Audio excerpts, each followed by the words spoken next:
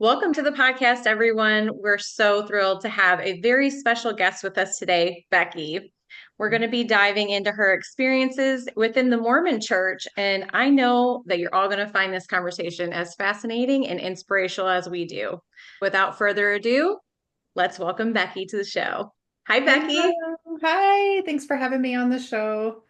I'm Thanks for pretty, coming. yeah, I'm pretty excited just to come on and just share my experiences in the Mormon Church and kind of what happened to me during the years and how it still affects me today and all of the things that comes along with religious trauma. Oh, yeah, this is great. And I love that you're sharing on here. You've been on our Process of Healing podcast and you come out with our wonderful modules, and you're like an amazing therapist and so good at TikTok lives and doing just sharing all these wonderful healing knowledge. And so I'm so glad to be able to consider you a friend and just someone who's so important in my life. So I love that you could come on and just share your story deeper for all our listeners and the Process of Healing listeners too. So it's really fun. Yeah, That's I awesome. totally agree. I agree, Susie. I just adore you. Yeah. So I would really love to know, were you born into the Mormon religion, or was that something that maybe your parents got into later on in life? How did you end up becoming a Mormon? I was born into the religion, so was my mom and all of her family. So we go back generations on her side of the family. So like beginning of when it started in the 1800s. And then my dad converted to Mormonism in his 20s. Okay, really, so your dad wasn't born into it. No, he was a Interesting. Baptist. Yeah. So my dad was a Baptist Oh, back in New Hampshire, Maine. And then he went on a journey because he was an alcoholic. And so he got sober through the Hare Krishna temple.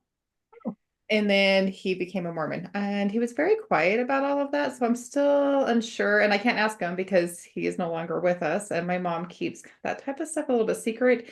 And she would say things and things didn't add up of how he became a Mormon and why he stayed. So she never fully told me those things either. So hmm. there's still questions on how Mhm. that all went down.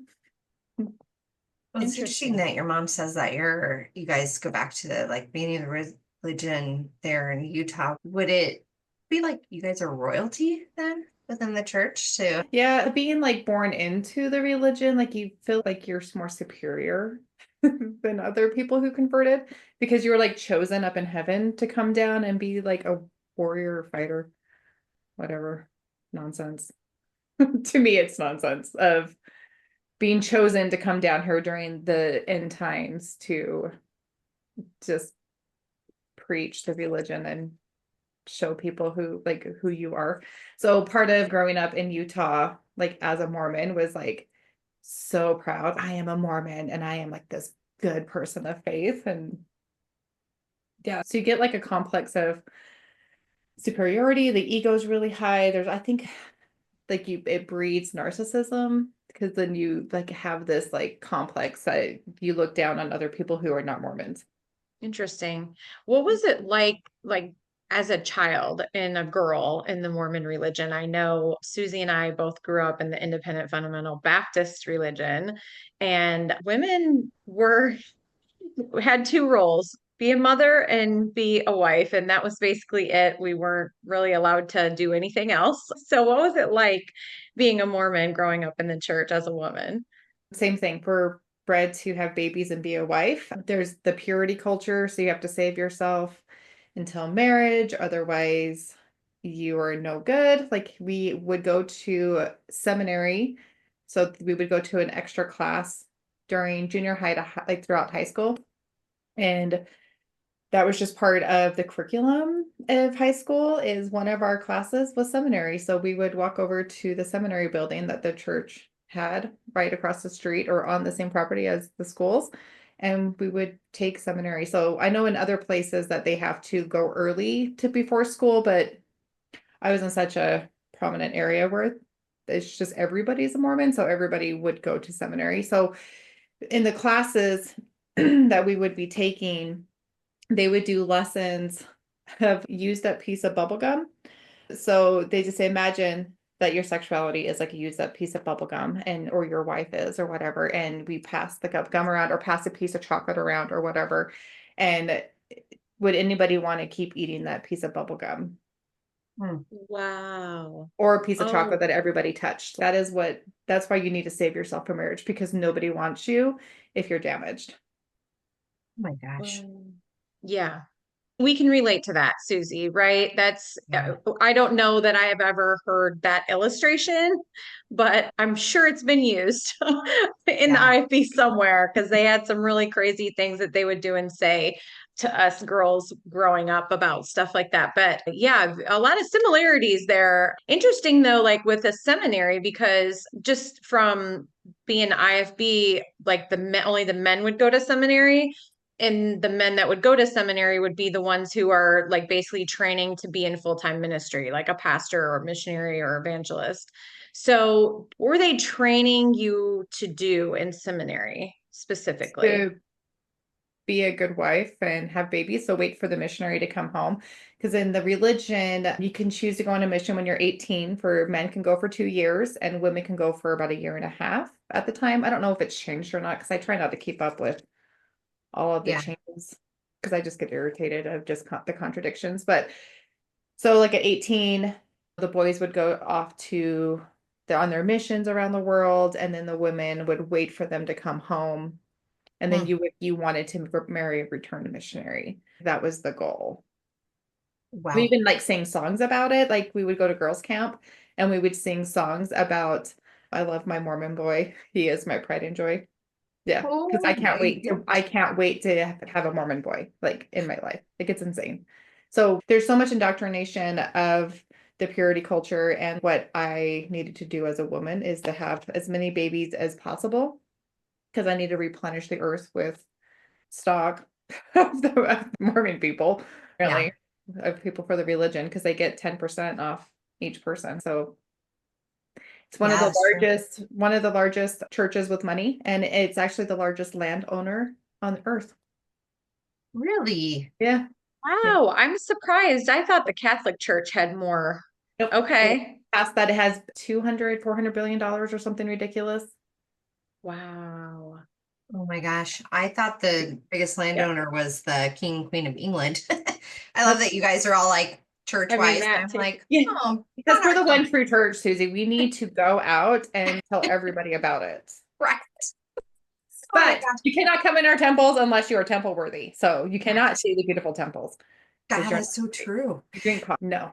I feel like there's so many similarities between the Mormon Church and Catholic. I remember one time I went to Catholic Sunday church with a friend of mine, and I was so annoyed I was not allowed to take communion because I wasn't Catholic. And I tried standing up like I was gonna go, and then she was like, "Sit down, you can't go." And I'm like, "This is ridiculous. You better let me take communion. I believe in Jesus." And so I feel that same way about the church, where you're not allowed to enter without being specifically Mormon and baptized in the church. Like You it's that. can go, so they want you like, so you can go to the regular churches, which are just really awful buildings that smell all the same. They smell awful, like dirty diapers. I don't understand why, but they all smell the same. I don't get it.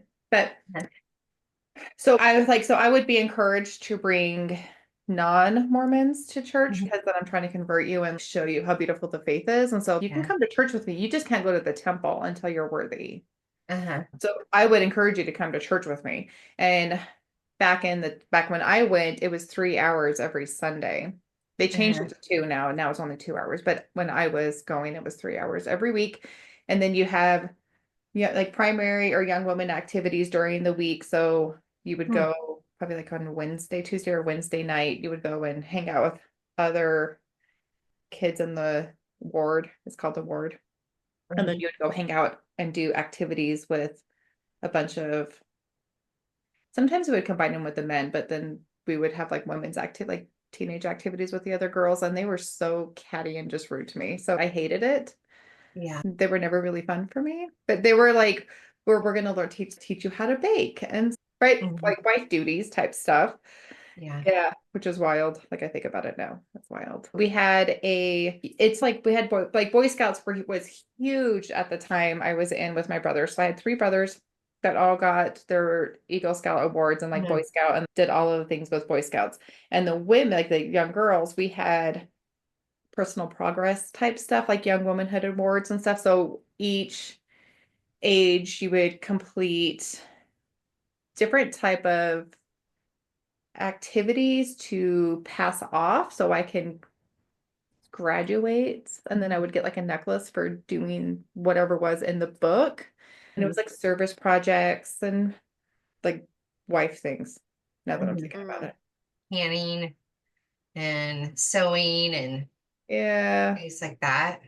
Yeah. And then like how to be a service to others, because the church really wants you to love thy neighbor, but only if they're Mormon, because they're very judgmental. So like, how can I help Yes. serve other people in the ward? So I would go and we would serve other people around us to show us the kindness and love. There are genuine people in the church, right? Because there's just genuine people everywhere. So not everybody is terrible, but it's really, once you're out, like once you are an ex-Mormon, then you lose that support. They're no longer there to support you. Yeah. Isn't that interesting how it makes you dependent on them and the church, because that's your lifeline. That's it. All your help. That's all, you need to move. You got cancer. You need someone to take care of you, all these different stuff. And the church is there to step in and help. But if you don't have that connection, you're on your own. You're SOL. Basically, you got to find your own group of people that actually care. Yes, that's true. And they have, because they give out money for homeless people and transient homeless and like people who need the support. So we do have a transient bishop, or you can ask your bishop to help with like rent and stuff. So sometimes they will do that, but you have to do like things in favor of, you have to come to church every Sunday for the next 6 months. So there's conditions to the money for people to get that. So if I was being evicted right now, then I would go to my bishop and ask him for money. And it depends on the bishop, if that bishop of that ward wants to help you or not. So I'm curious, if you did ask for money, would they go back and look at your tithe record to see if you had, If assuming they call it I tithe, because you said 10% tithing, has to be. yeah, tithing, yeah, they keep records of all of that. Depends on the bishop. Depends on the person. Interesting about tithing. So let's say my child was getting married in the temple and I am not up to date on my tithing. So they look back at how much tithing I've paid. And if I'm not up to date on my tithing, I cannot go into the ceremony to watch my child be married to their partner in the temple, because I'm not temple worthy at the time because I didn't pay my tithing. Yeah, actually, I'm glad that you brought that back up, because I put a pin in that when you said not worthy to go into the temple. So I'm like, okay, what makes you unworthy to go in, to not be able to go in? So they're Other called, than not paying your tithe. That's one, right, that's one obviously. of them. Breaking the commandments or not obeying by the word of wisdom. What So the is word, that? so the word of wisdom is like not taking anything into your body that's harmful, except this is where it gets very contradiction. You guys are going to love this part. Okay. So I cannot use drugs or drink alcohol. Like I think that's pretty standard for some religions, right? Yeah. Not all of them, but like don't put that in your body because it's unhealthy. Yeah. So we take it a step further that you can't have any coffee or hot drinks. So you can't have coffee or tea. Okay, but yes, but I can drink hot chocolate. That's completely fine. And I can drink all of the soda I want because that's fine. I can't have coffee though because that's not great. I can't drink iced coffee because it's coffee, but we don't really know why, but we can't have anything with coffee. Green tea has always been like, I don't think we should have green tea, but I can have a sleepy time tea. There's so much contradiction with that. Like it's still like, I don't understand that. Because even when Joseph Smith was like I'm going to say developed, whatever. I can't even think of the word. Who made up the church? Created. Thank you. Created and made up this church. He was drinking alcohol all the time. And then they came and started drinking Mormon tea. So they like, there's like a bush out here that you can get tea off of. And so the pioneers would drink the Mormon tea and wanted away the tea. So it makes absolutely no sense. I think it's just a way to control. Yeah. So if I'm having sex, doing drugs, or like breaking any of the commandments or drinking coffee, swearing too much, whatever, then I am not worthy to be in the temple. So I need to be pretty much perfect to get into the temple. Yeah. Wow. Perfection. That's like you said, it builds up a holier than thou type of mindset Right. where you check off all the good things on, or the things that they think are important on this list. And then you do those things and it doesn't matter about anything else. As long as you do those things, you're fine. Ooh, I'm great. Yeah. But Yeah. it's not really about being kind or caring to other people. No, because even so, if I did go to the temple, I would have to do like all of these endowments are called, where I would have to like back in like in the 70s and stuff. It was like if you talk about what happens in the temple, like they would do like movements of disemboweling yourself or slitting your own throat, like in the What? temple, because like you would, because you're making that promise to God, right? That I'm never going to talk about what's going on in here. And apparently Oh, you get a new name. So I never understood this because when I was born, I was blessed at church for with my name, for blessing the baby with the name. And then when I was 8, I was baptized with my name. And so then when I learned later on that I got a new name and only my husband knows my name, I don't know my husband's new name. So like he can call me by my new name when I go into when I die, because we have 3 different kingdoms we can go into depending on our worthiness. What we mhm. died to? I know it sounds really wild when I say it. So if I wanted to make it to the celestial kingdom, that's being perfect and making it to that kingdom. That's where my husband would call my new name that I got into the temple. And then we would do like weird handshakes to get into the celestial kingdom, because we have to have new handshakes too to get into there, because God needs to know that I know handshakes. Okay, this is giving me Freemason vibes. It is. So a lot of the Freemason stuff they actually stole, and it's into the, if you go on YouTube and watch like the temple ceremonies of the Mormon Church, you can watch some of this stuff. You can watch because people have secretly recorded it, which I Mhm. secretly love. Low key love it. Because then you watch it Yeah, and you're okay, I'm like, definitely doing that. I'm going on there and looking. because I've watched them and I'm like, what is going on? Because you have to wear certain clothing and you have a green apron to represent like Eve and covering your body parts. Yeah, the Freemasons have the aprons too, but I Yeah, don't a know, they're lot of the green. I think they might be red, but Well, ours are green for plants because plants were covering Eve. okay. So go and watch the temples like ceremonies and like the stuff that they do. Like it's a little bit interesting. Yeah. So, does this give you like cult vibes at all? Yes. Okay, I don't want to offend you or anything like that, but I just didn't know like what level where you're at. Oh no, Are it's you totally totally out? no. My name is still Okay. on the records because I'm waiting for my mom to no longer be here so I can get my name off. Because I think that would she is like hardcore Mormon. She believes all of it. She has a hard time listening to, oh, that doesn't make any sense. And when we start questioning more, it's, oh, have faith. Like, you're not supposed to know that. Yeah. Mhm. So growing up in it, like I always just had yucky vibes with it. So just backstory of, I know we haven't gotten to this part. So do you guys want to know just kind of the back history of Yeah. why I Yes. got out of Yeah. it? Okay. You're in control of this. My timeline of being in the church. Yeah. So I grew up in a small town. Like it was a small town. It's gotten bigger, but like at the time, like just a small town, everybody was Mormon. Like I had a neighbor who wasn't, and it was weird that she wasn't. So I just invited her to church all the time and like, whatever. So everybody, I didn't know there was other religions out there like I do now, like to the extent of it. Like I knew there was like Baptists and Catholics, right? But we Mhm. were the only true church. Like we were the one true church. That's what we were taught. Yeah. You guys, like everybody else's churches are like crazy. And the FLDS are like crazy, right? What's Because that? Right.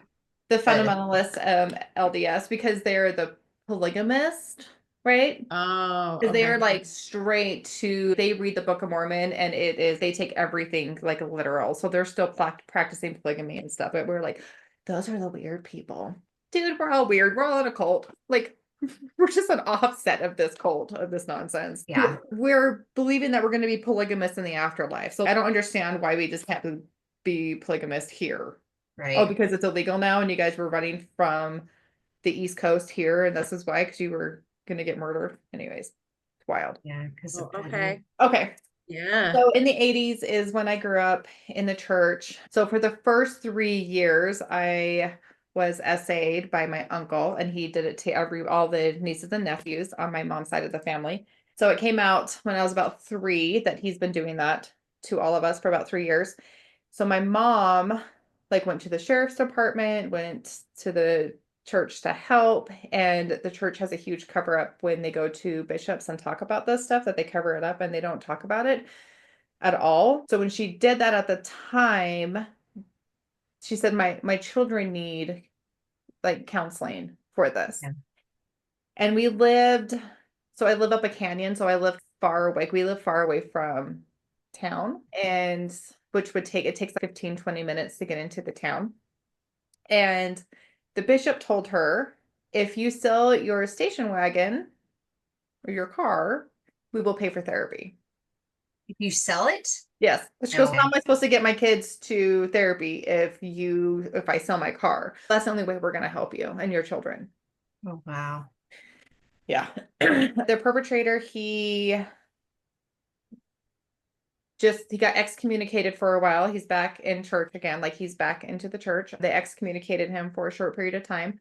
None of my other aunts, my grandpa and grandma and uncles, they didn't believe my mom when she told them after it all came out. Multiple children were saying like this has been happening for a really long time, and nobody wanted to believe that this man was doing it to everybody. And it's because he was also like in the church, he's a good guy. Of course. Of Yeah. course. So my family continued to allow him to be around. So at all family functions, he was there because he's a good guy, right? Like he just made a mistake. Like he's talked to his bishop, and they just let him be around us. So growing up in the purity culture, as I've been SA'd since I was from 0 to 3, so there's a lot of trauma that's stuck in my body at that time. And so I didn't really understand understand it, obviously. So when I would have just lots of thoughts and there was like other stuff that was happening, like as a child. And when I was 8, I was like, okay, this is it. I'm going to be baptized. And when I get baptized, I'm going to be forgiven of all my sins. So when you get baptized in the church at 8, like they think we're old enough, which I think it's wild, but as an 8-year-old, you're like, I have this, I can do this. So I want to be baptized in the church. And so you make this command, like you're like, yes. So you make this big deal and you get baptized and you get what's called the Holy Ghost instilled in you. And the Holy Ghost is like this still small spirit that's going to help guide you. So I was like, this is it. I'm going to be forgiven for all of the sexual abuse, all of it. And I remember them laying their hands on me, and afterwards, okay, I'm not going to have the thoughts of all of this. I'm not going to have remember the trauma, like all of it. And didn't go away. I remember just sitting there just so devastated. Yeah. It's not a different voice in my head. It's still me saying the same things to me. It's still what I know is true. It's not the Holy Ghost. Like it was so heartbreaking. Yeah. Like knowing that this wasn't right. Cause I just remember about when I was about 6 going, cause 6 years old, you're like in what's called primary. So like you started at about 3, and then we go to primary during church. And so we go to our own different classes as our parents go to their other lectures and stuff. And so I remember being about 6 going, this doesn't make any sense, because I was questioning lots of things, and you don't really get answers for that. And they're just like, you need to pray, just pray. You're not praying hard enough. Like, where's your faith? Like bull crap. So when 8 happened, I was like devastated, but I'm like, okay, then I'm sinning. I'm not forgiving. Like there's something wrong with me. Like I'm damaged. So like that just started developing really bad self-esteem and self-worth. And like, I need to be perfect and like try to do things with perfection with it, just because that's where I'm being led to. And I remember there's one activity that I went to, and we were putting on somebody's wedding dress that's temple worthy, because you can't wear, oh, this is part of the other word of wisdom, is not wearing clothing that shows your shoulders or right above your knee. So we have to keep, this is too scandalous I'm wearing right now. This is low cut. Because and my shoulders. So if you saw my Yeah. shoulders, like I'm giving you guys the impression that I want to be a You and husband. Jenny, both of your shoulders I showing. know, it's like, I I'm Yeah, the only one you worthy right right now. now, Jenny. Come on now. Those shoulders giving me ideas, who's worthy? girl. Anyway, so we put on somebody's wedding dress that they had there. And they took pictures of us in this wedding dress, and I probably have it. I don't know if I threw it away or not. Who knows? But they put the temple in the background with me in a wedding dress as an activity. And we would Wow. sing songs in primary about going to the temple. That song going to the chapel and you're gonna get married, only it's going to the temple. You're gonna be worthy. Yes. Yeah, because I'm going to go to the temple and I'm going to feel the Holy Spirit. I'm going to listen and obey, for the temple is a house of God, a place of love and beauty. Wow. I Mhm. What's so interesting about the stuff you're talking about is that I completely understand that devastation of where this construct, this place, this idea is supposed to really help you out. I think that's where the fraud comes in because I think God is different than that. And to make it seem like one simple prayer or baptism all of a sudden just takes away all of that trauma and how it affected your brain and your body, and that if you just do this and this, it's like all going to work out. Like that is Yeah. such shit. It's just Good. not real at all. And it just sets us all up for this weird failure, like you said, and this shame that somehow it's on you. It's Mhm. not. It's not. And so with this shame becoming coming into being a teenager, I was essayed, and I was like, now I'm really not going. Nobody's ever really going to want me now because I'm not a virgin anymore. So was Oh, that through the church as well? Somebody in the church? no. Okay. Gosh, Becky.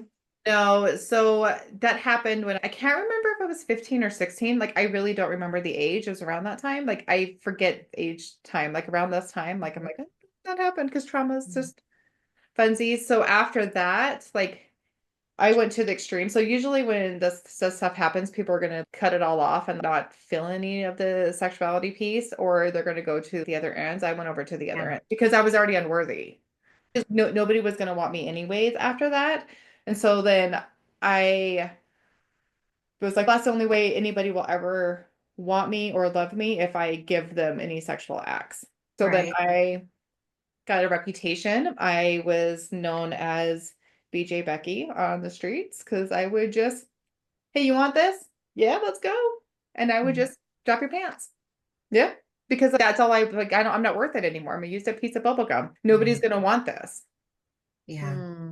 So started shoplifting at the time, like just not feeling worthy at all because the other teenage girls hate me in church. I tried to be nice to them and just show them love, but they didn't want to talk to me. They were really rude to me. They were the popular girls. I wasn't popular. So I was like, hey, whatever. This is ridiculous. So didn't have a lot of friends. And I'm like, I'll just go out and get some type of feeling. Wow. I'm so sorry you went through that. That's going through it as a child and going through it again as a teenager. That's Yeah. that's terrible. So Yeah. sorry to hear that. Thank you. Yeah, I am very fortunate I did not and I don't know if it was because my dad was pastor or what. Maybe people were afraid to. I had friends that I knew that were essayed as children or teenagers, but I never was, thank God. It wasn't until I was married to a guy that I was betrothed to by my parents and his Yeah. parents. So then that all happened at that point, and yeah. So I experienced it as a young adult, 21 years old. I was a virgin when I got married, and that was like my first sexual experience. It was Awful. terrible. Yeah. And to this day, I think to myself, it was super traumatizing for me as a 21-year-old adult, technically. I can't imagine what it would be like as a child or a teenager. Just Yeah. would be very difficult It's to devastating. process because at that Mhm. age, you don't even know what is happening. Right. And I made excuses for it. I was like, I was like drinking and I was at nights. And so I let it on, like all that bull crap. But no. Yeah. Oh my gosh. I hate the whole concept of being unworthy. It's disgusting. And Yes. there's so many parallels between what you're saying within the Mormon Church and how Susie and I were raised in the IFB. Mhm. It's a little mind-boggling because I think that when you're in Christianity within like Protestantism, okay, I think that you maybe if you're a Presbyterian or you're a Lutheran or you're a Baptist or a Methodist or whatever, you think Mormonism is way out there, Yeah. right? Yeah. But it's really not It's very because of all similar. the similarities that you're saying. And I'm like, check, check, Yeah. doing the checks in my head. And I'm like, oh my gosh, there's so many things that I can relate to that you're saying. It's crazy. Yeah. It is crazy. I know like when I started like learning about different religions and stuff, I'm like talking to other people, I'm like, oh, it's very similar. The purity culture for sure was definitely a major thing within the IFB. And I talk about that on my episode that David interviews me on, where it's like you're taught your whole life you can't have sex. You can't have sex till Yeah. marriage. You can't have sex till marriage. If you have sex before marriage, then you're this, that, and the other thing. Nobody's gonna want you. Then Yep. I waited till marriage and It was I was like, awful. I'm like, this is what I've been waiting for. This is awful. It's what all the fuss is about. Like, to hell with it because Yeah. it sucked. But it only sucked because of the person I was with. I found that out later on. But yeah, terrible experience. Terrible. Terrible. And they don't teach sex ed No. in the church. So No. nobody knows what they're doing. It's crazy. It It's really absolutely is. awful. Yeah. And even just the fact of like purity culture and like women having so many restrictions on just how we can look or dress. We're not allowed to feel comfortable in our bodies. We're not allowed to feel sexy or good about ourselves. In the temple, you get underwear that you get to wear now. I didn't talk No, about is this the holy underwear? Is it called holy underwear? Okay, I've heard of well, that. they're called garments. I've seen like some documentaries on Mormonism, and I'm always curious about the holy underwear. Is it true that you can't really take it off? To have sex and shower. Okay, that's the only time you can take the holy underwear off. Yeah. How are you supposed to wash it? Because you have new ones on. So you like take a shower and you put new underwear on. Okay, but you can't take it off, say, to go swimming. You can because you're in a swimming suit. So there are times. Okay, but as a general rule, the holy underwear is not coming off. Mm-hmm. Yeah. So you Okay, get these magic underwear. I call it magic underwears. what's it supposed to do for you, though? Okay, so when you go into the temple, you're worthy, right, of going into the temple. Because you're like, I've been waiting for this moment my whole life. And then you go in there and you're like, I finally get to wear garments, right? They're called garments, these underwear. By the way, you have to go to the church's store to purchase these garments, and you have to show them your temple recommend to be able to buy them. Okay. So the church Okay. not only monopolizes the underwear that you have to buy it from the church, your underwear. What Like happens if you had knockoff underwear? there's Like no so, knockoff underwear because they have special symbols in them. And really? nobody would buy the knockoff underwear because like you're wearing like God armor. Oh, Right. So like when you put the underwear on, I'm living yeah. all the commandments and I'm living the word of wisdom. I am like a true like Mormon. Huh, And then Okay. in theory, you're not supposed to be hurt when you're wearing the underwear. And some people believe this. Like they believe because they're wearing their underwear that if I get shot, it won't penetrate my skin or stabbed or in a car accident, I'm not going to die because I'm wearing these underwear. And the underwear are, oh my gosh, you guys have to look them up because they are. I'm going to look them up. Okay, so put in Mormon garments. So you would have the underwear on and then you would put the bra on over Underwear. Take it. these underwear. like cotton and hot as shiz. Oh my gosh. I'm like, Robert, They're get out of there, my they're there, house. they're Like, God, there. there's the underwear.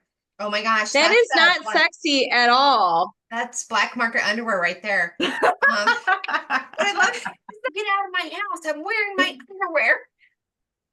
What? I'm supposed to be here. How are you here? I got my underwear on. It's funny. I'm like, dang it. Car accident. Underwear. You were supposed to You were supposed to protect. save me. Yeah, you were supposed to protect me. Yeah, so part of asking to get into the temple, have you been wearing your garments? So that's one of the questions that they ask you. And they ask you also, have you been masturbating? Have you been watching porn? Because you can't masturbate at all. So the bishop brings in young children into his office and asks them these questions that are very inappropriate if they've been having sex or masturbating. Jeez. So as like a 13-year-old, you're sitting there with this man, right? And you're like, okay, I just feel weird anyways. And I'm like sinning and I'm not worthy. And then they're asking you these really inappropriate questions. Yeah. It just sexualizes kids at such a young age, I feel, to be so focused on sex. Sexuality, the purity Yeah. part of it. Yeah. Uh-huh. And that's what did to me, right? I wasn't worthy anymore. So then I went off the deep end and got a reputation in high school. So like that wasn't great for that. And I was in my AP English class. So I must have been a senior, junior or senior, I can't remember. And we had to write an essay, and I wish I can find this essay. Oh, I so wish I had this because I wrote a very angry essay about the church and how much I hated it and how much I thought it was crap. And I wish I could find it. Wow, Because that'd be I great. wrote it, turned it in, and then my mom calls me and she has my essay and she's holding it and she's, your English teacher called me about this. He's so concerned about you and your faith. Oh my gosh. Because I was very angry because I was pissed. I was so pissed because I think around the same time, my friends and I were shoplifting just because we were like, we didn't have any money and we were giving lots of money to the church at the time and we didn't have any money for our house. So I was stealing a lot of stuff because I would see my mom write checks to the church when we were eating ramen and they would be like $350. This is like in the like late 90s. So I'm like, why are we giving so much money to the church? Like we don't have food, right? Like we're eating like not great. Like we don't have any money and you're giving so much to the church because the more tithing you give and all of that, the blessings are going to be returned tenfold. That's why he cares about that money when, when he comes back. Yeah. Money. Oh, it's so interesting when you talk about shoplifting. I think, why didn't their magic underwear protect them from the shoplifters? Like, Well, I because just feel they're like, not wearing them. They're sinners, Susie. oh yeah, We're sinning as we are, and I couldn't no, get not the you, underwear. like the people who own the store. 'Cause Oh. then, like the magic underwear should have united and stopped you at the door. Like, True. boom, you would never been able to get out with your shoplifting stuff. That is true. But I don't know how that didn't work. So I went to seminary one day with my friend because we were running around being hoish and acting out because we were damned anyways. So whatever. right. And so I said, what if I don't really feel guilty for the things that I'm doing? I'm supposed to repent for my sins. I don't feel guilty for that because once you repent, that means you're promising never to do it again. So you have to make sure you repented that you're never going to touch whatever thing that you're repenting for. So I'm like, I don't really feel guilty because I was shoplifting. I'm like, I don't really feel guilty for things that I'm doing. So help me understand of how the religion plays into this. What does the scripture say and God say about this? And of course, it was a group of men and they were having a staff meeting. I didn't know that at the time because I was just this dumb teenager, like naive, right? Because I really was naive. So, and I asked them all of this and they said, you're going to go straight to hell. Oh. Told the 16-year-old girls that they don't feel guilty for the things that they're doing and we were going straight to hell. And I think that's that because I was really trying to be a good Mormon, right? Yeah. I just got to pray. I need to read my scriptures. I go to seminary and church. I just have to work through this because I didn't talk. I tried talking to my mom about it once about what happened to me. And because I brought it up that my friend was also essayed and she's the way she acts, I'm not surprised. And so she was very dismissive of my friend, of it happening to her. So I was like, she's not going to believe me. Yeah. I'm not going to talk to her. Yeah.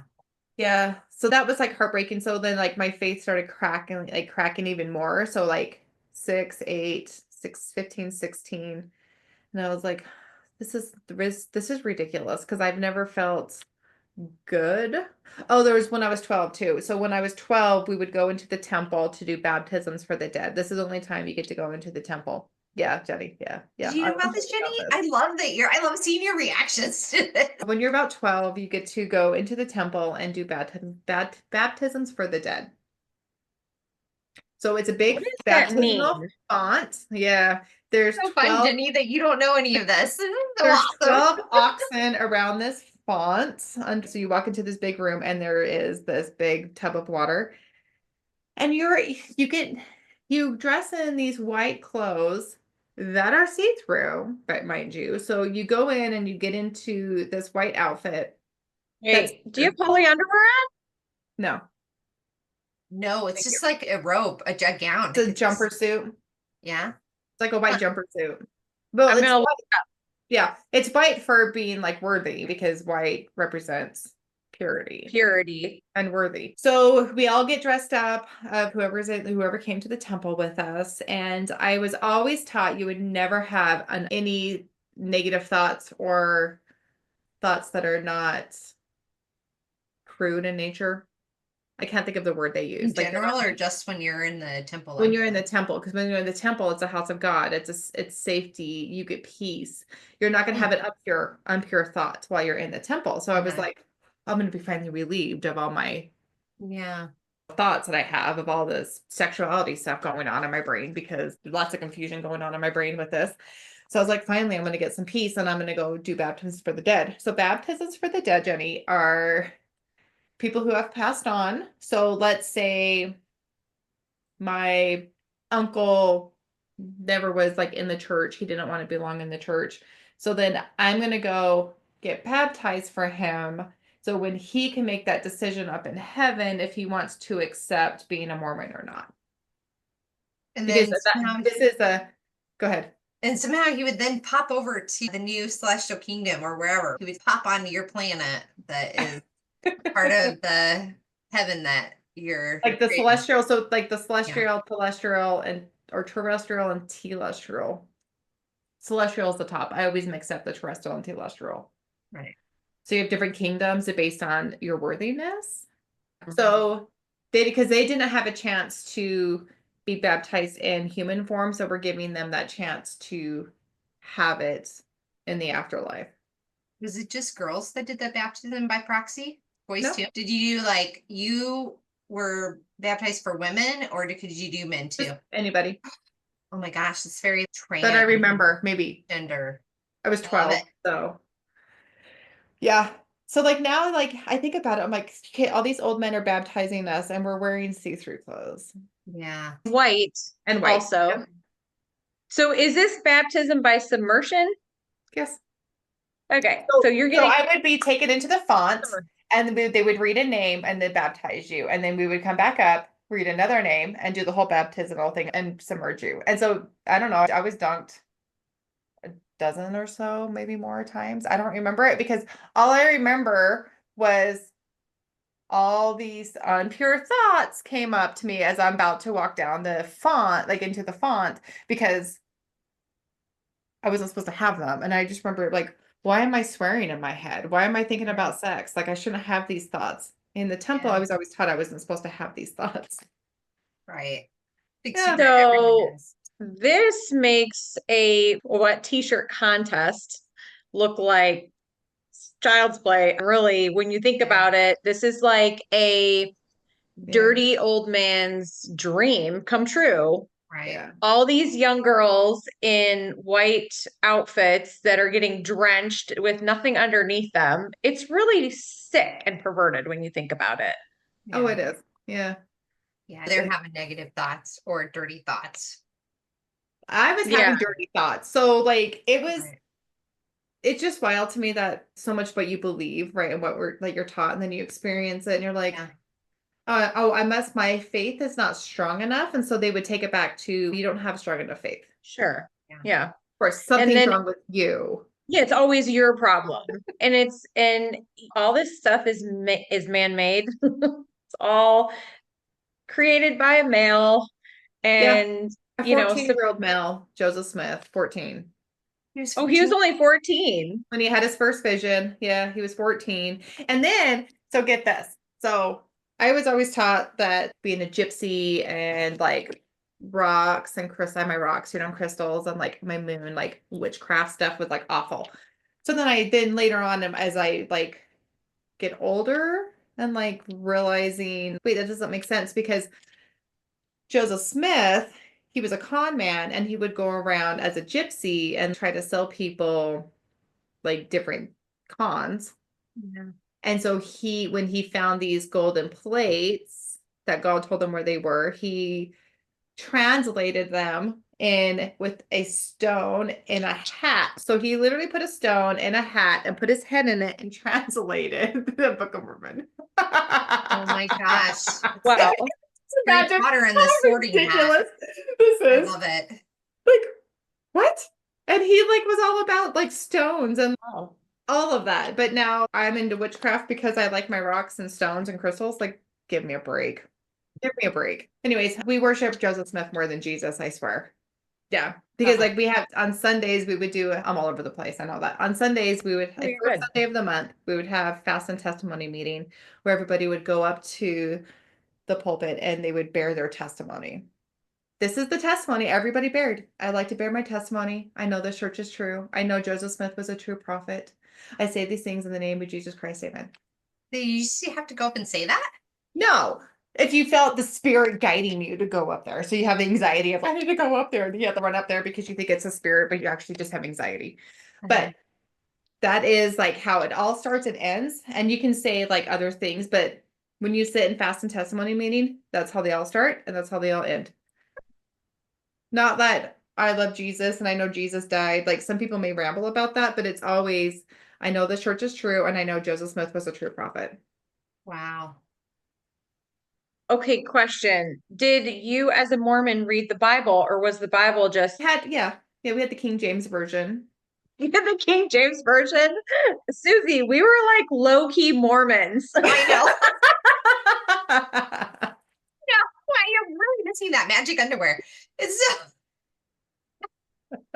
We didn't even know it. We did I not know know. it. I You just know. didn't have the Book of Mormon with Joseph Smith. I Right. mean, And we didn't have Joseph Smith. Yeah, that's so true. Oh, we yeah, said it that's why together. we're the true church because we had Joseph Smith. Like Right. he saw God. We had Lester Roloff and Jack Hiles. Yeah.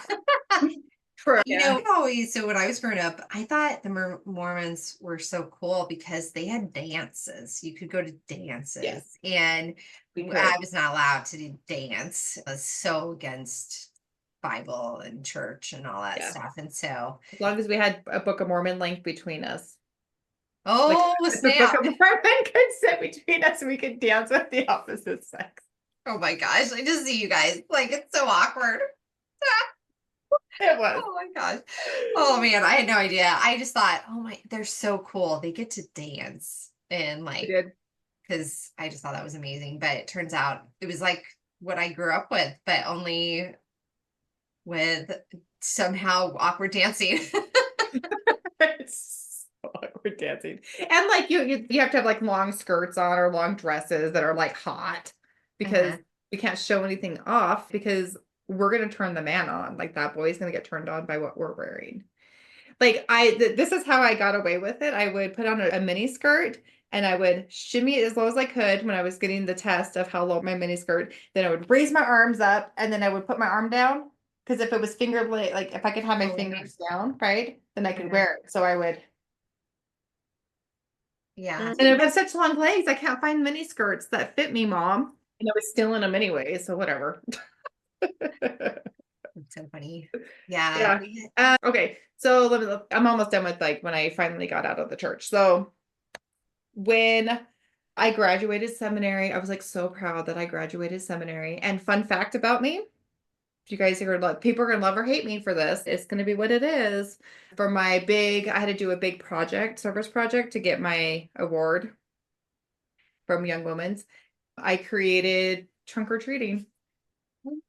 Wow. Okay, so how did they Mm. allow that being like a Halloween type of thing?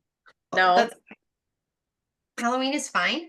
Dang yeah. it. See, I knew I missed What? out. I'm in the wrong All religion. holidays are fine. Holidays are just fine in the church.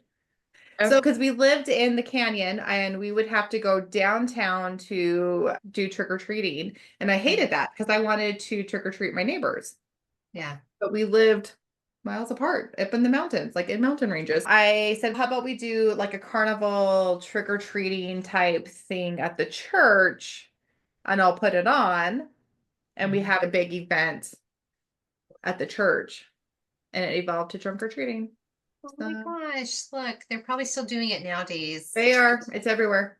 Oh, It's wow. massive. People like on our Facebook groups are like, I hate trunk or treating and blah. They complain about it all the time. But I'm like, I did it because I wanted to spend time with my community because we Yeah. were so isolated. Anyways, there you guys Okay. go. When I was 17, I did that. Oh my God. Wow. Way to Well, go. there you go. The inventor of trunk or treat, everyone. I know.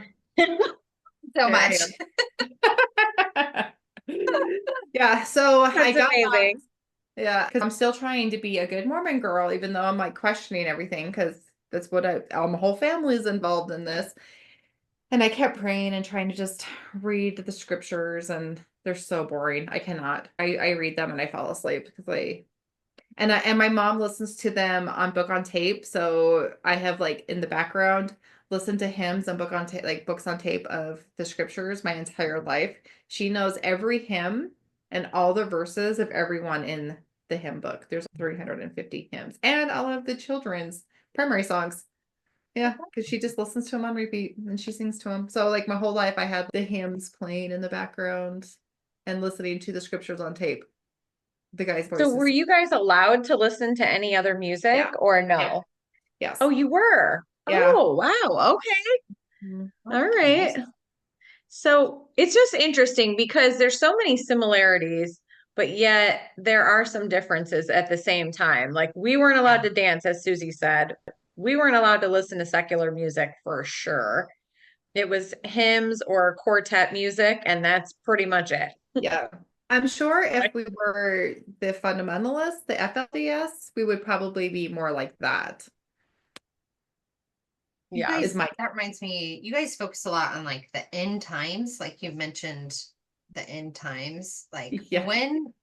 Any day you know, now, it's happening. Any day now. yeah, that's what I was gonna say. You might have secret knowledge of when the end times are coming. We always talk about like the tribulation in church and like Jesus is coming back and the tribulation's gonna start. And so you guys have something similar of like the idea of the end times. Yeah. But what does that entail? The idea is that you just better stock up because you're Yeah. just gonna have to hunker We down have until hunker down, stockpiles of stuff. Yeah. yeah. We have grain. Like we used to have barrels of grain, like wheat and stuff, like in a wheat grinder in the basements and like a huge food storage. I love knowing this, and I'll tell you why, because when the end times come, I will just find someone who has all that and take over. And then Do it. Oh, Just Susie, take it we over. won't. We won't because we're gonna disappear into oh, thin air. rapture. Remember? That's right. I We're forgot. gonna be gone and everyone else will be here. Right. Yeah. The 144,000. Do you guys believe the 144,000? Ours Oh, do. yeah. Yes, but those are Jewish people, Jewish Okay. men to be specific, Oh my gosh. virgin Jewish men. I love this so much because Sean grew up a Jehovah's Witness and 144,000 was with them. Like, I Yes. love that each group gets to claim this 144,000. 4,000 out of billions of people. Yeah, special group. Oh, man. Oh, gosh. Yeah, we Oh, were taught the 144,000 was all Jewish men, all virgin Jewish men.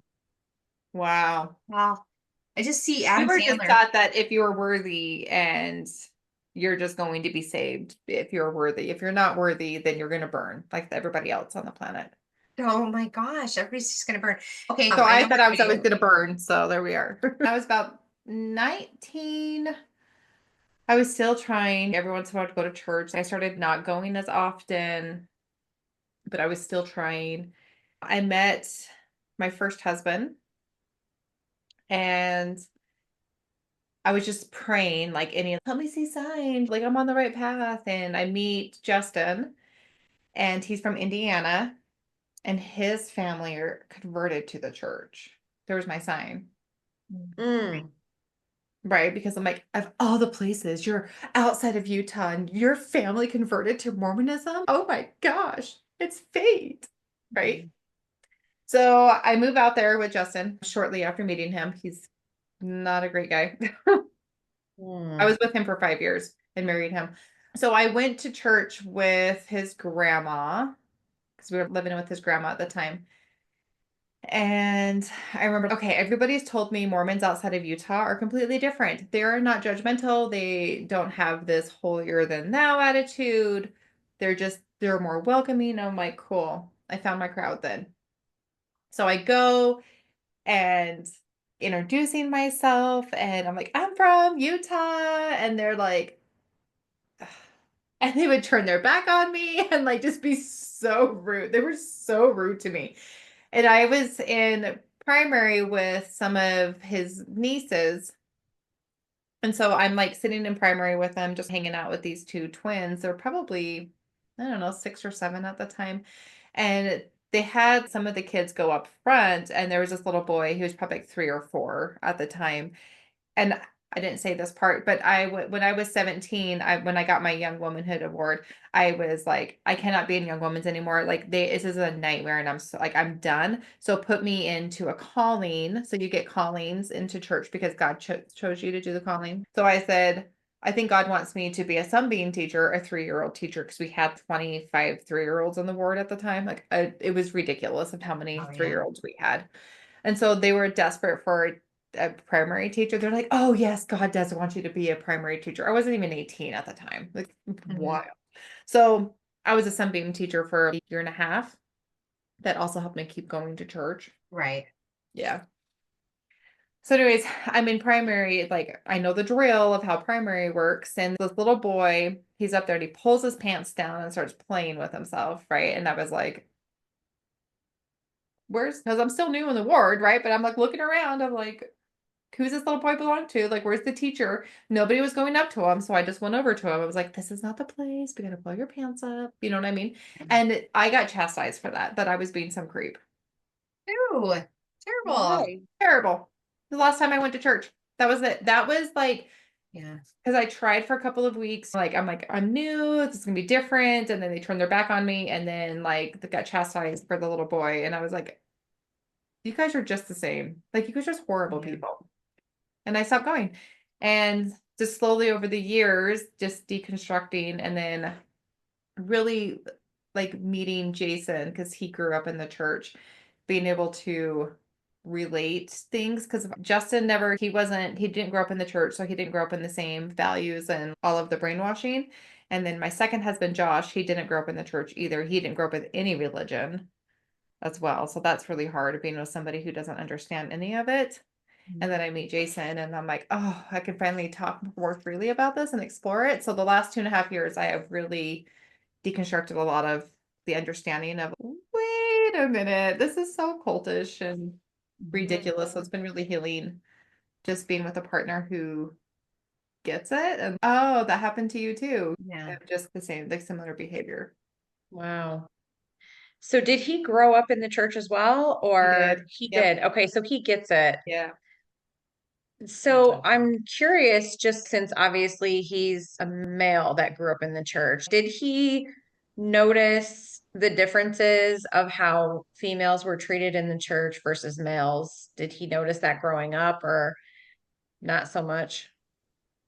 Y- In some ways, yes. In other ways, no. Like we've talked about things and he like looks back and go, oh, I can see how that is played out now. But Mhm. having like being a male in the church is, oh, you're golden because you're the male, right? You're Right. the patriarch because it's God, the Mhm. husband, the wife, the kids, right? Under the Mhm. umbrella. So it's like everything goes up. If your husband says yes, then you do it. So like he was like praise the man. Mhm. You mentioned something there that I call it the totem pole, where you fit on that. And Jenny, in her episode of Holier Here, where you talk about, you mentioned that order too, like God, the man, the wife, the kids. So growing up, it was in the churches we went to, it was God, the man, the kids, the wife. where the kids, especially male boys, were higher up than the wife.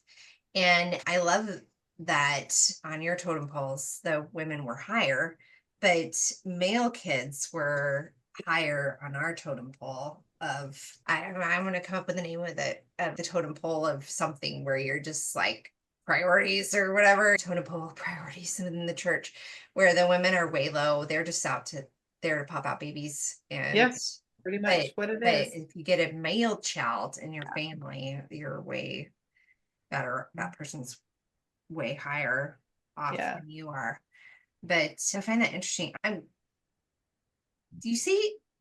I want to say that it's nice that the women are higher on that totem pole, but really we're talking about a cult. Yeah. Let's keep it in perspective. Like, yes. Exactly. either way, it's not a good place. Not a good place. No one is even or equal in these type of religions. It just sucks because it really is like totem pole. Yeah. So It's just the parallels are so crazy to me. Yeah. I'm definitely going to research the the temple thing that you said, the different ceremonies and stuff. Yeah, as soon as you started describing it, I was like, this sounds like Freemasons. Yes. And they have a lot of Freemasons. So on the garments, there's Freemason symbols on the garments. So they have like little symbols over the nipples, which how awful. Can we just acknowledge how, like rubbing on the nipples?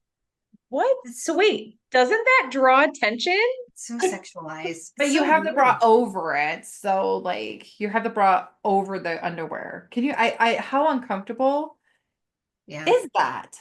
They just approved, by the way, in humid climates, they approved sleeveless garments for people in humid climates. And you can get tattoos now. I forgot you can't have tattoos going in the temple. But now they said now they changed it. You can have tattoos if you feel that's what you need to do. They just change things all the time. It's ridiculous. Yeah. Interesting. I find that so sad and interesting, Becky, that no one cared for that little kid except you, and you're the one that got in trouble for it. And you're right. That's the thing, that it was all leading up to it. And then that's the thing where you're like, I can never do this again. And it's freedom there to be able to leave and say that. Well, and even talking about this stuff, like part of me is still, I'm doing something wrong. There's like shame because I'm telling the secrets of the church.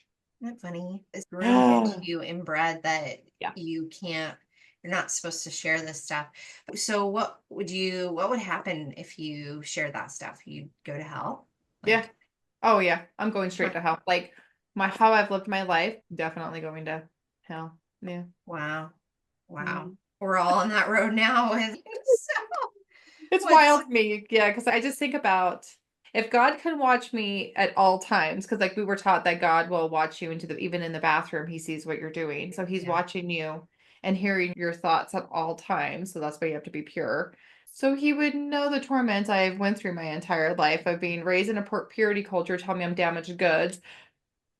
I was never worthy to be a virgin, to get married, because that was taken away from me when I was an infant. So I was never worthy of a husband. So that's what I grew up believing. And then I also have polycystic ovarian syndrome. And so I can't have children. So part of that also made me believe, because of what happened to me as a child, this was punishment that I can't have children because of the damage that did before, because I wasn't innocent, and that's why I was SA'd. So then why would you give me children if I'm such a horrible, like I'm a horrible human? You're not going to be able to have children. So part of that thinking of the purity culture made me believe this is the result, because I was a horrible human. Man, I hate that for you, because I think, God, I don't think God sees it that way. And where that idea that it's so sucky how being sexually assaulted gets tied to the idea of somehow it ruins your future. And that's what you're told. Not that it does, but that like I was all told the that my whole choices life. that who you will be able to get as a husband, or even your ability to, now you have kids, but I say the ability to make your own, to DIY your own kids, it somehow was taken away from you just because of what someone else did to you. And I hate that these ideas that you had to live with that for so long. Yeah, me too. Do you still struggle with some of those ideas? You seem like this is not something that you wrestle with regularly now, right? Not as much. I was able to have some really hard conversations with my mom after that retreat we went to last Mhm. year, Susie, and finally spoke my truth to her, telling her what I've told you. And she was just mortified that she Mhm. didn't realize of how much the purity culture really messed me up. And so I was able to tell her my truth of was my experience growing up in purity culture, and it destroyed me.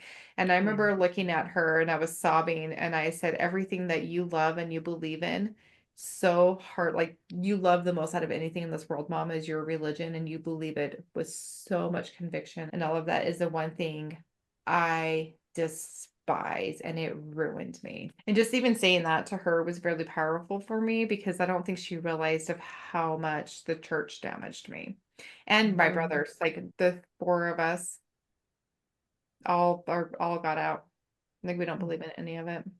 So I'm the Mhm. one who still have my name on the records, but I'm just waiting because I'm like, Yeah. whatever. They can count me as a number. Who cares? And church membership to say is how many members we have. Yeah.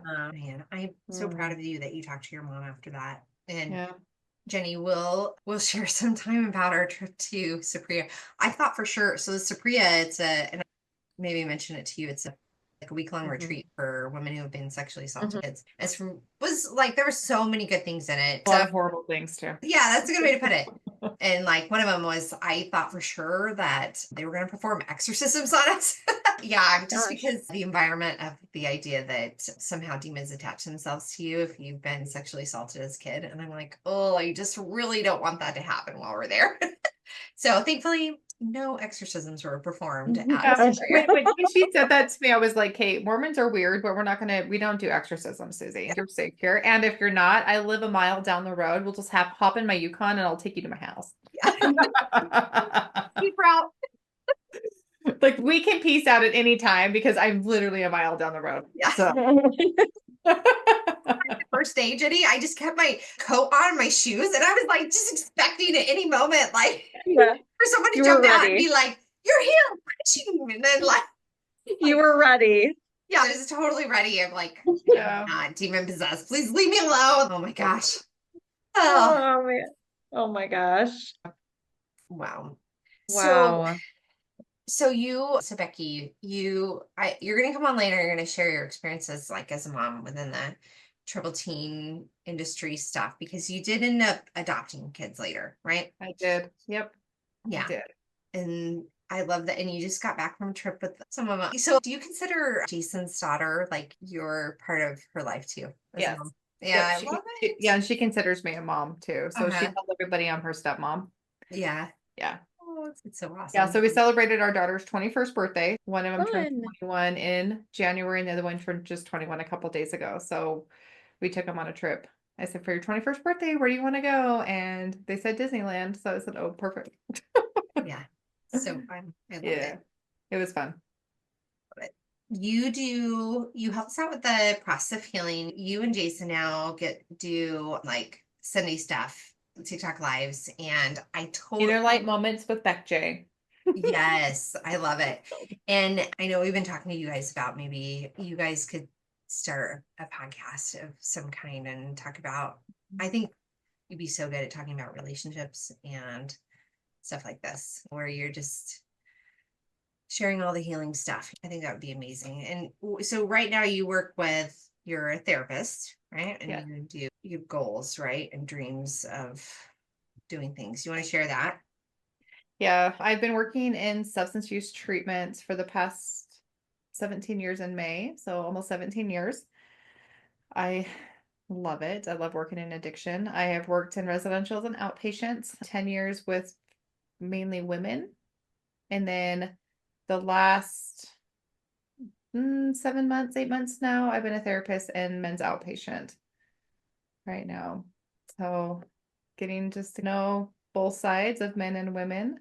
I eventually want to have my own practice and help couples and do more bottom up therapy, which is more of the woo woo. There's my quotes, woo stuff. Really, it's like yoga and sound baths and somatic stuff. It's really holistic to get people more in I touch with love their that. bodies and EMDR. That's where I want to go to help people just help with trauma and PTSD. So, what would you say to somebody that's listening right now who is skeptical of therapy? Maybe they just think it won't work for me. I went to a therapist once, they didn't help, never want to go back, but they're listening and maybe they're like, oh, what does that mean? Or what was that she was just talking about?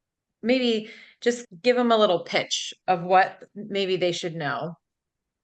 It's about finding the correct therapist for you. So if you don't vibe with that therapist, the work is not going to happen because it really is about, can I trust this person?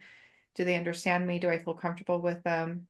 Finding the right fit is really what's the most powerful in the therapeutic relationship. There's a lot of studies that have been done on that to prove that the building the rapport with your therapist is more therapeutic than some of the methods that the therapist does with you.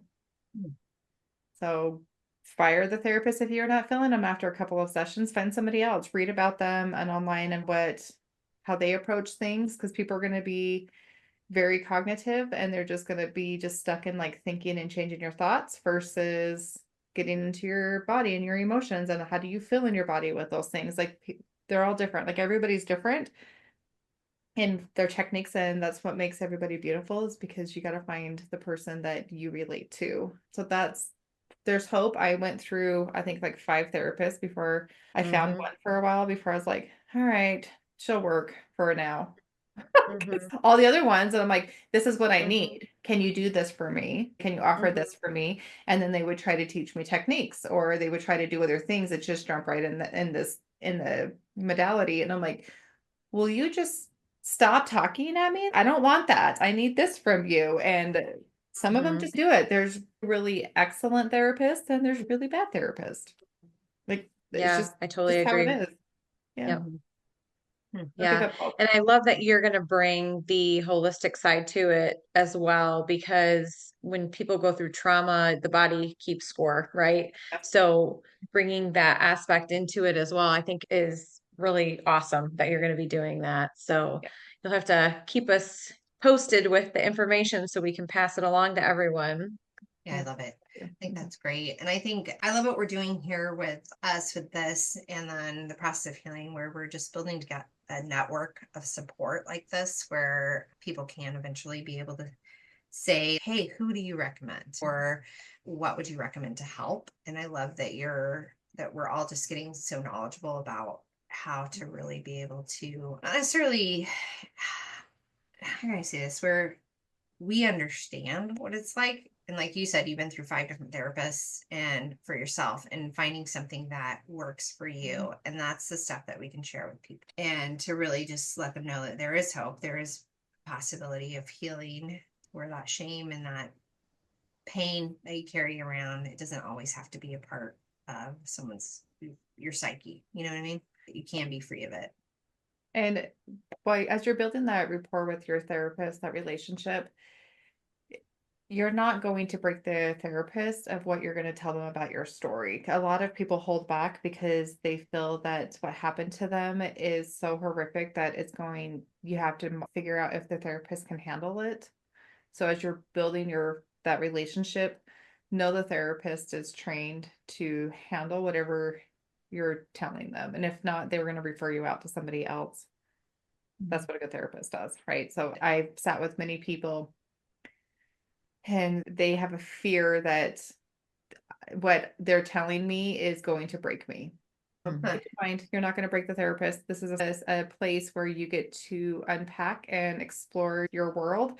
Think of a therapist like a mirror, that the therapist is just holding up a mirror and reflecting back of your world because you have all the answers within you. You're just have somebody else to hear it and be witness to that. And sometimes just listen, being that witness and giving space and love and that compassion and empathy to another person is the healing part of it. So I just tell people who have never been to therapy of I am like a mirror. You know your answers. I'm going to help you just get in there and just figure out the answers. And I have tools to help you with that, but you have your answers. I love that.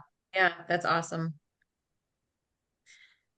All right, Becky, thank you so much for joining us today and sharing. I love hearing your story, and just every time we get together, it's just always so fun. You're just one of my best friends, and I think you're so amazing, and all that you've been through, and just how you really became this in you say in spite of the stuff that you've been through, you've just really taken your intuition and all of your knowledge and information, and honestly, you have that wisdom within yourself. I love it. And I just appreciate you sharing, because I know someone out there is going to hear this and be like, oh, that helps me so much. So thank you.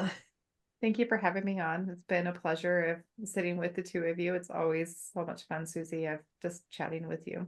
And I absolutely love and adore you. You're one of my besties too. Amazing.